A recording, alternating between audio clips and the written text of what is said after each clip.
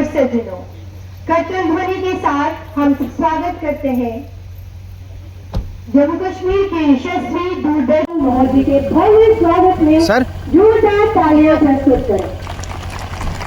माननीय उपराज्यपाल श्री मनोज सिन्हा जी व उनके साथ माननीय श्री अटल भुल्लू जी, IAS मुख्य सचिव जम्मू कश्मीर, माननीय श्री नवीन प्रभात IPS पुलिस महानिदेशक जम्मू कश्मीर, श्री रमेश कुमार IAS मंडलीय आयुक्त जम्मू, आधारशिला स्थल की ओर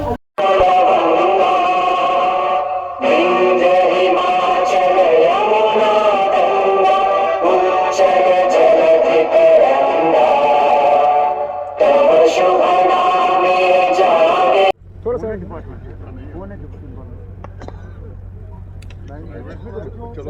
हमें भी करना है, आप बीच में खड़े हो जाओगे, हम कैसे करेंगे। राजौरी जिला प्रशासन के हमारे सभी सहयोगी, यहाँ उपस्थित प्रभावित परिवारों के परिजन, भाइयों बहनों मित्रों, प्रभु श्री राम काल भैरव गुरुद्वारा श्री छठी पातशाही साहब और शहादा शरीफ की पुण्य भूमि में आज आप सबके बीच उपस्थित होकर मुझे अत्यंत प्रसन्नता का अनुभव हो रहा है। सबसे पहले मैं ऑपरेशन सिंदूर के दौरान पाकिस्तान द्वारा अनप्रोवोक्ड फायरिंग में शहीद हुए तीनों नागरिकों को श्रद्धांजलि अर्पित करता हूँ तथा उनके परिजनों के प्रति गहरी संवेदना भी व्यक्त करता हूँ। हम सबको मालूम है उस गोलीबारी में सैकड़ों घर तबाह हो गए, बहुत से घरों को आंशिक क्षति पहुंची थी।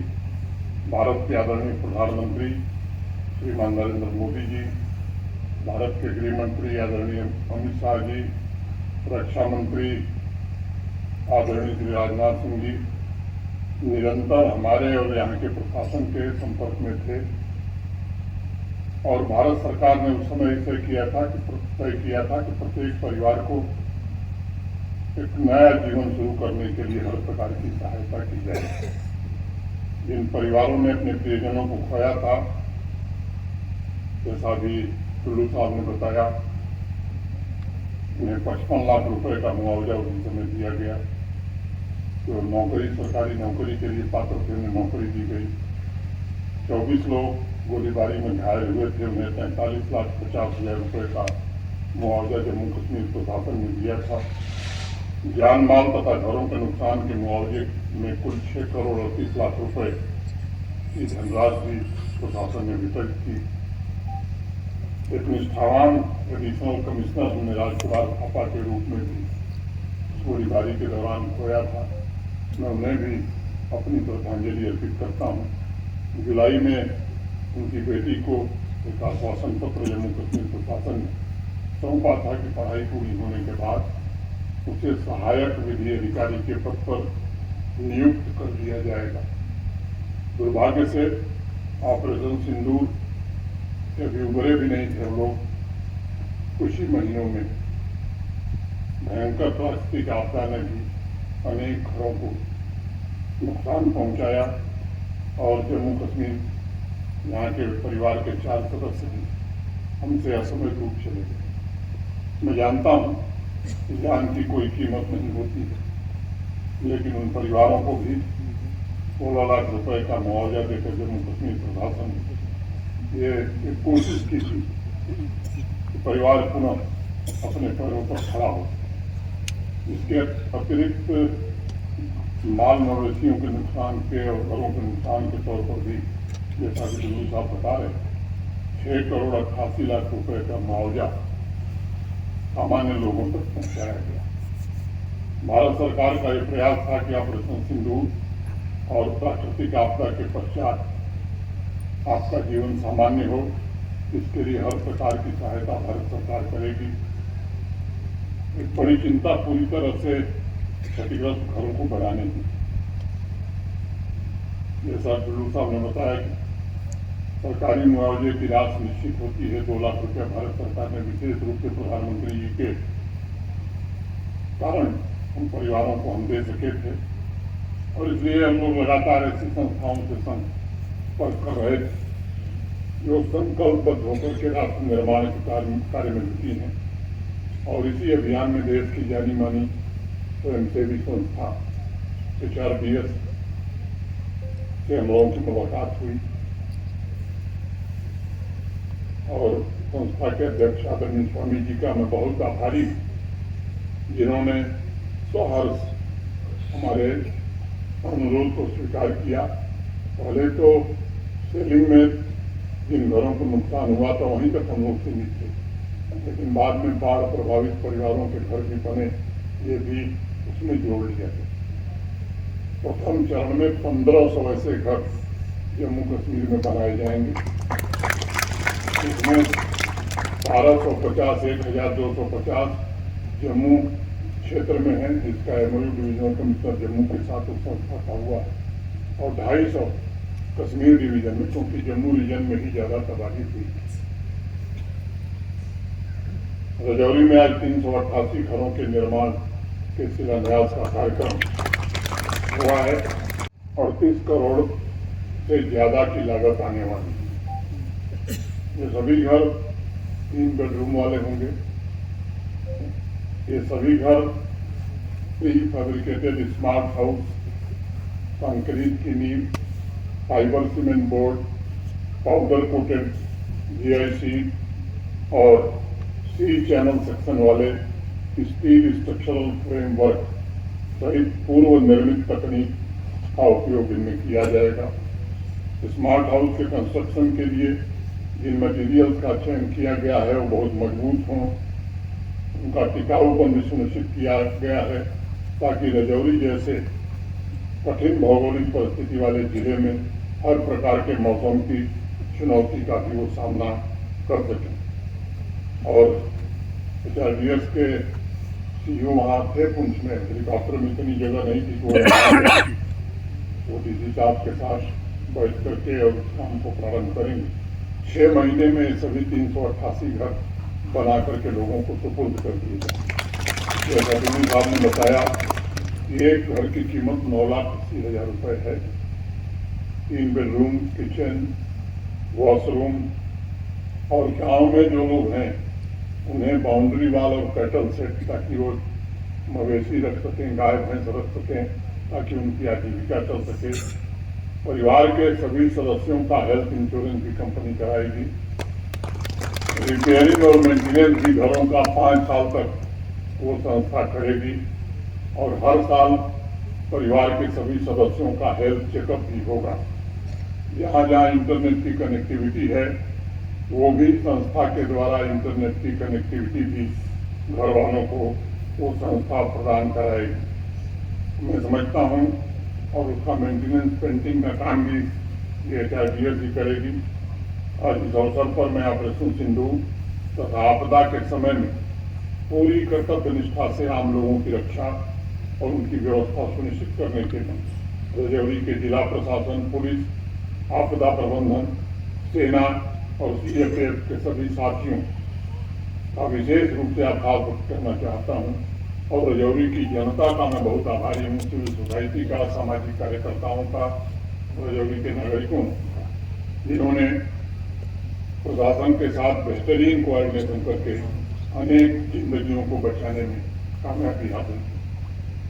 हम सब जानते हैं, रजौरी जिले को देश के सजग प्रहरी के रूप में देखा जाता है।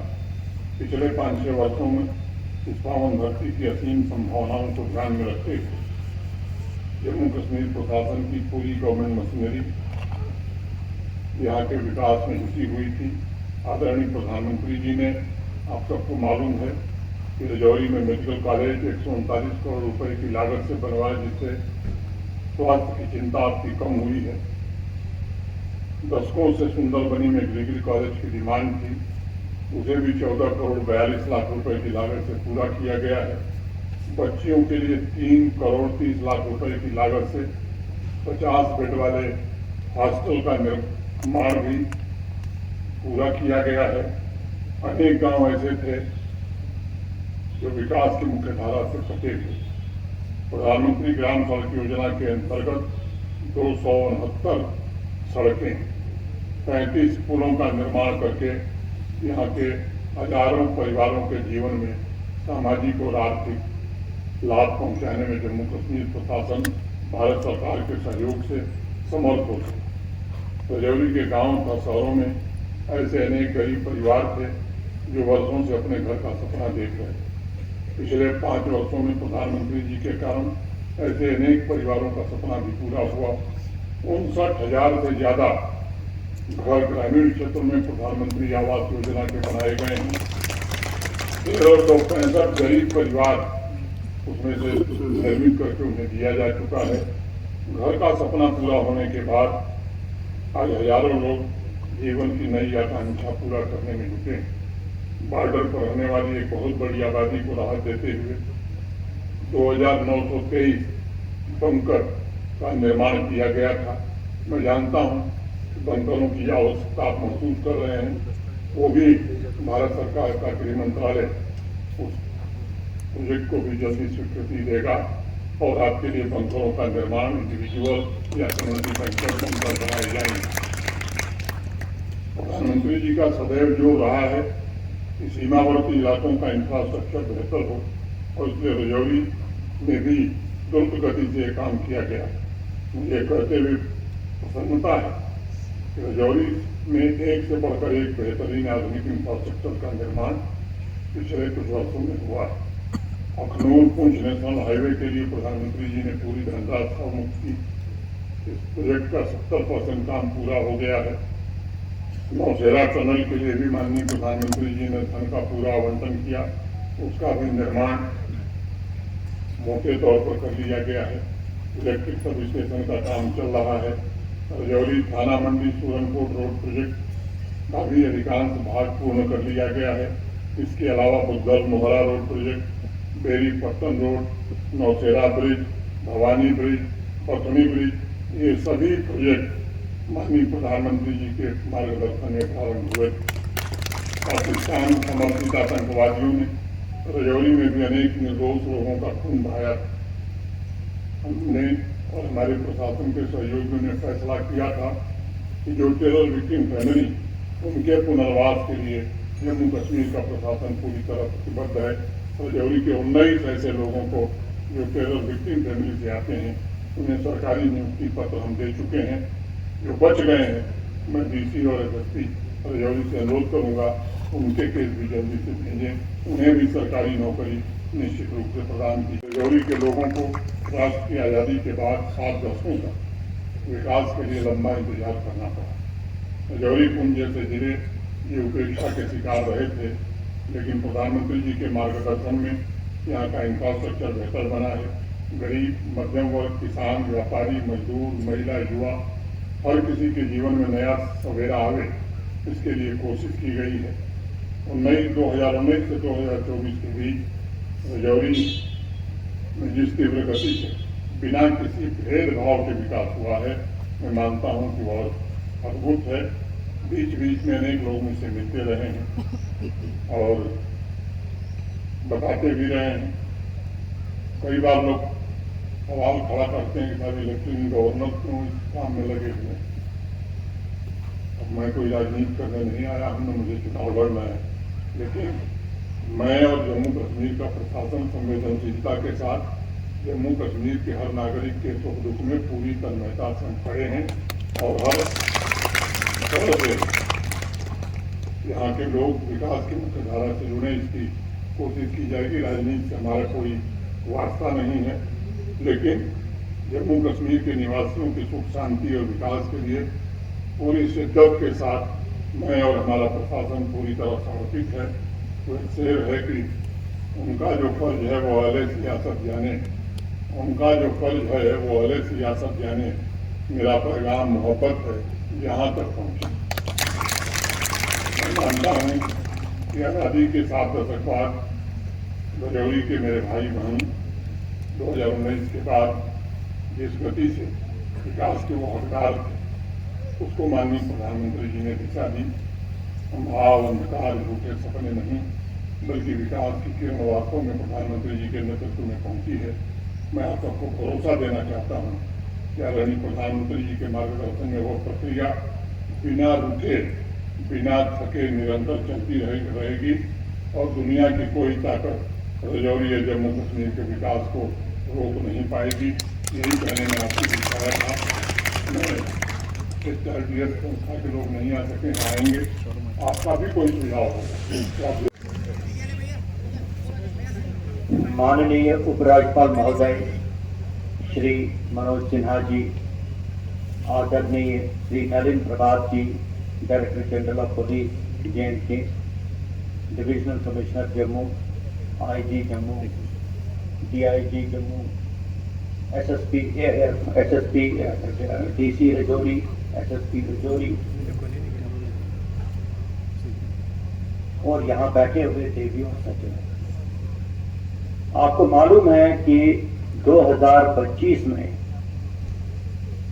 कुछ ऐसी घटनाएं घटी जिसकी वजह से लोगों को बड़ी परेशानी का सामना करना पड़ा। सबसे पहले ऑपरेशन सिंदूर के दौरान जो पाकिस्तान से हुई बेवजह फायरिंग, जिसमें सिविलियंस को टारगेट किया गया, उसकी वजह से लाइन ऑफ कंट्रोल के इस तरफ विभिन्न जिलों में कीमती जानें भी चली गई और उसके साथ साथ मकानों को भी नुकसान पहुंचा।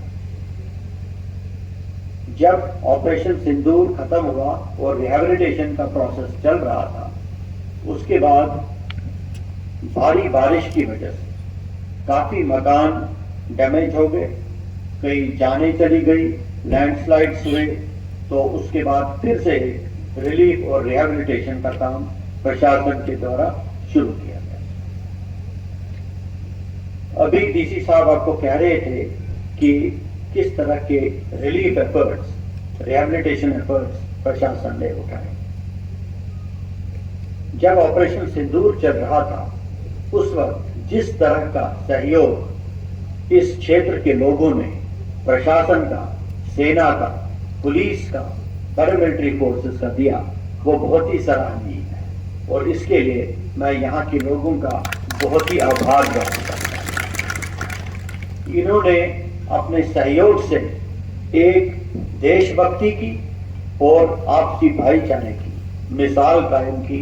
ऐसी मिसाल पूरे देश में देखने को कम ही मिलती है।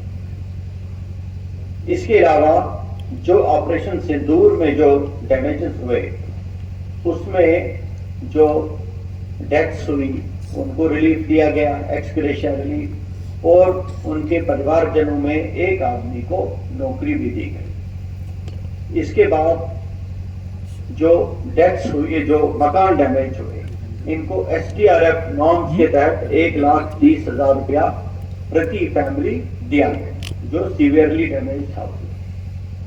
फिर भारत के माननीय प्रधानमंत्री जी ने एक स्पेशल पैकेज इन लोगों के लिए सैंक्शन किया, जिसमें 2 लाख रुपए की राशि इसके अतिरिक्त भी दी गई। अब ऑनरेबल LG साहब के एक पर्सनल इनिशिएटिव, इस NGO, जो सम्मानित NGO है, इसको लाया गया है, जो लोगों को घर बना के देगा और जो एक एक घर होगा, इस पर लगभग 10 लाख रुपए का खर्चा होगा। इसमें 3 कमरे, 3 बेडरूम का ये सेट होगा। इसका जो फैब्रिकेशन है वो जम्मू में शुरू हो गया है और यहाँ पर फाउंडेशन का काम होगा और उसके बाद उसको यहाँ ला के इरेक्ट किया जाएगा। और जो ग्रामीण एरिया, जैसे ये ग्रामीण क्षेत्र है, वहां पर इसमें दीवार बंदी का भी प्रोविजन रखा गया है और ये सारा कार्य जो कंप्लीट करना है, ये 6 माह के अंदर अंदर कंप्लीट करना है। ऐसी योजना मुझे लगता है कि ऑनरेबल LG साहब ने जो यहाँ लाई है, जम्मू कश्मीर के इतिहास में ऐसा कोई उदाहरण देखने को नहीं मिलता, जहां प्राकृतिक आपदा की वजह से या पाकिस्तान की तरफ से जो गोलाबारी हुई है उसकी वजह से जो मकान क्षतिग्रस्त हुए हैं, उनको सरकार मकान बना के दे और इस तरह के मकान बना के दे। ऐसा मिसाल मैंने जम्मू कश्मीर में तो नहीं देखा।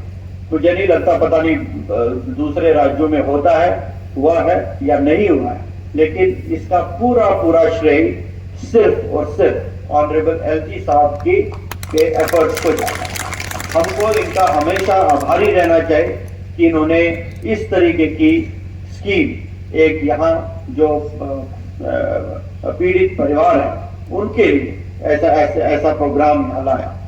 और आप जानते हैं कि ये बॉर्डर एरिया है, बॉर्डर एरियाज के पूरे विकास के लिए भारत सरकार ने एक स्कीम लाई है जिसको कहते हैं वाइब्रेंट विलेजेस प्रोग्राम। इसमें जो बॉर्डर ब्लॉक्स है सर, एक तो कुछ गांव चिन्हित किए गए हैं, उनका पूरी तरह से विकास किया जाएगा, उसकी मैं बात नहीं कर रहा, लेकिन जितने भी बॉर्डर ब्लॉक्स हैं इनमें 4 चीजों पर खसूसी फोकस किया जाएगा। सबसे पहले जितने भी यहाँ अनकनेक्टेड हैबिटेशन हैं वहां पर सड़क पहुंचाई जाएगी। अभी PMGSY में जो फेज 4 का पहला ट्रांच है उसमें एक बहुत बड़ा पैकेज राजौरी जिले के लिए मंजूर किया गया। और ये जो बॉर्डर ब्लॉक्स हैं इसमें कोई भी आबादी की जो कंडीशन होती है कि कितनी आबादी होनी चाहिए हैबिटेशन की, वो लागू नहीं होगी। इसमें तरह तरह के रिलैक्सेशंस हैं और सभी गांव जितने भी हैबिटेशन हैं, मोड़े हैं, उनको PMGSY की सड़क से जोड़ा गया। दूसरा, गोलीबारी, ऑपरेशन सिंदूर के दौरान हुआ नुकसान और हालिया फ्लैश फ्लड्स और क्लाउड बर्स्ट में अनेक परिवारों के जीवन की बुनियादी सुरक्षा से वंचित कर दिया। लेकिन इस कठिन समय में हमारे लोगों ने डरने से इनकार कर दिया।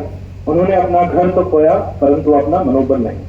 माननीय महोदय, SDRF की त्वरित सहायता एक सतत अवश्य थी, किंतु आपने बड़ी स्पष्टता से ये अनुभव किया कि इन परिवारों को केवल आर्थिक सहायता नहीं बल्कि संपूर्ण पुनर्वास की आवश्यकता है।